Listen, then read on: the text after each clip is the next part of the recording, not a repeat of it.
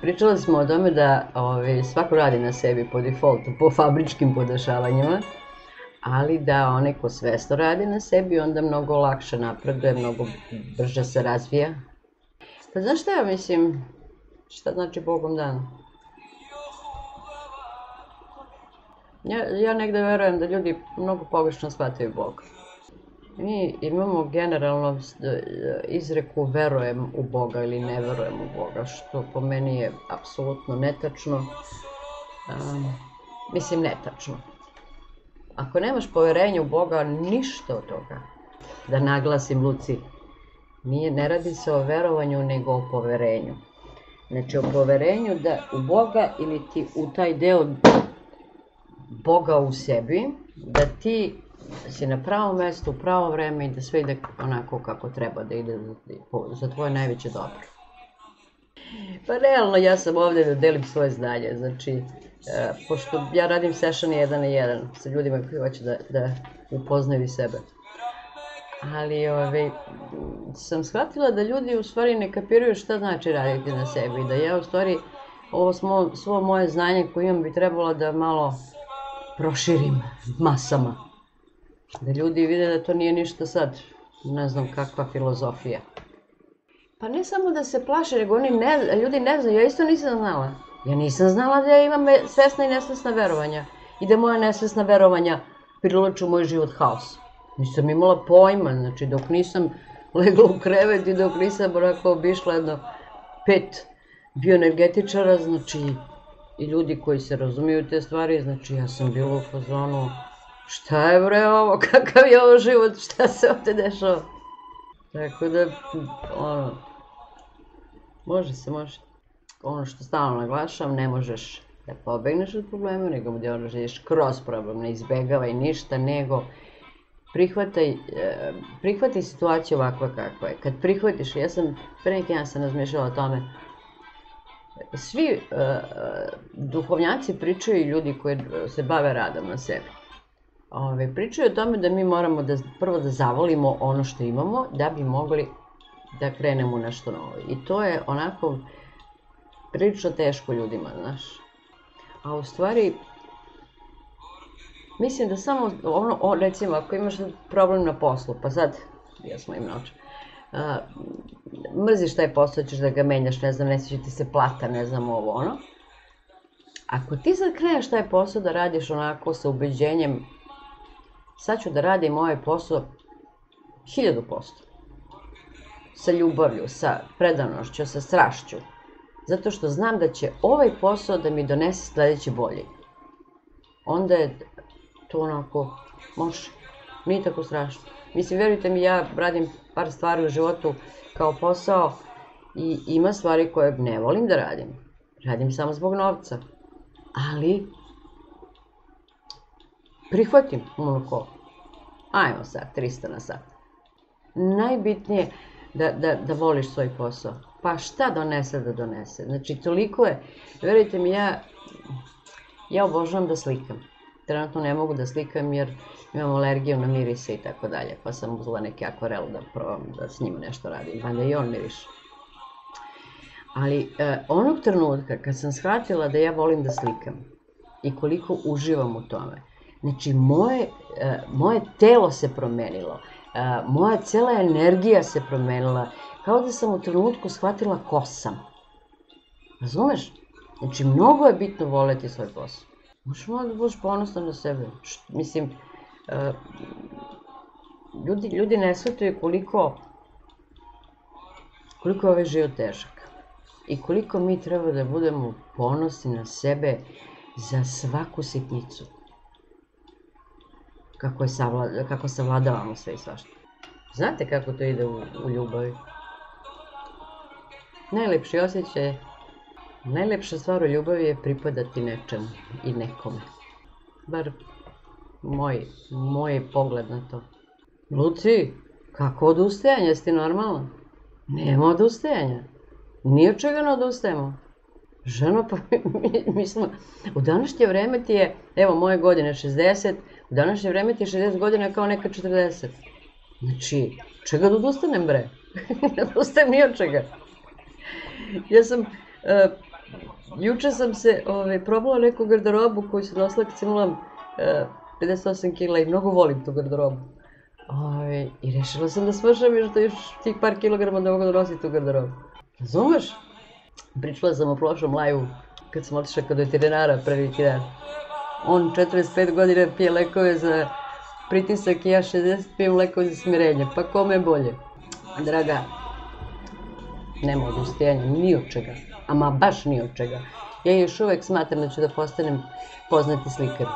Znaš? Zašto ne, Luci? Nikad ne znaš šta će se... Svidio je onu ženu što je ovde na TikToku, posle da je žena popularna zbog jedne rečenice, posle da je žena znači ne znaš nikad šta ti je na životnom putu. Zašto ne držati sve opcije otvorenim? Da. Bolje antidepresivni kardiopirin. Pravo si. Gledala sam ti za dete, jao, te teme sa decom, dragi moji. Kao što sam već rekao, uopšte vam ne zavidim. Ali s druge strane, da niste bili roditelji, ne bi upoznali tu vrstu ljubavi. Znaš ti kako, ja sam bila mnogo glupa kad sam bila mlada. I dan danas sam glupa što toga tiče, I nisam uopšte kapirala da muškarci te pljuju zato što im se sviđaš. I javim se davno to bilo, javim se neki, na radiju je bila neka emisija nešto kao. I meni onaj voditelj kaže, to je normalno, kaže, kad ti se neko sviđa da ga kritikuješ i da ga pljuješ. U fazonu pljuješ ga, i onda pljuješ tu žensku osobu i onda ona, pošto se ti kao muškarac i dalje udvaraš i dalje si pored nje, onda ta ženska osoba pomisli, pa vidi kako sam ružna, a on me dalje hoće i onda bude s njim. U fazonu, ste vi ljudi bre normalni. Ja ne dajem nikakav savjet, nego ti daje tvoja duša. Onda slađe, znaš šta, ono što pričam stalno u live-u. Onda, brate, zatvoriš oči i sve što želiš, pitaš ga. I sve što želiš da mu kažeš, kažeš. U toj, nije to vizualizacija, to je više od vizualizacije. To je bukvalno ga zamisliš da je on tu ispred tebe i sve što ti je na duši mu kažeš. Sve što, jedini problem je što mi ne znamo naše nesvesne verovanja i zato ja služim, što bi rekli. Da upoznaš sebe, da vidiš koja su ti nesvesna verovanja, da bi znao šta da oslobodiš. Evo ti ovde sad Slađo, ti imaš verovanje da muškarci varaju žene, da sa muškarcem ne može se komunicira, da su muškarci,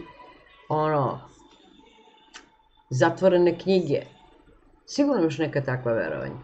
Jer da nemaš, ne bi privukla to što, ne bi iz njega izvukla to nešto. Ali ima super vežba praštanja. Zato ja radim seanse 1 na 1. Vas naučim tih tehnikama. Čime vežba praštanja kroz koju znači prijatelju, rezultati su fantastični. Bukvalno fantastični. Mora se prašta, jer znate što je najveći problem? Kad imamo tako neku situaciju sa nekim, pogotovo sa nekim ko nam je blizak, onda nas to mnogo više boli. I problem je što mi našu energiju damo toj nekoj osobi. Ostavljamo, znaš kako kažu ovi tolteci, kad izlaziš iz prostorije, okreni se i pokupi svoju energiju iz te prostorije.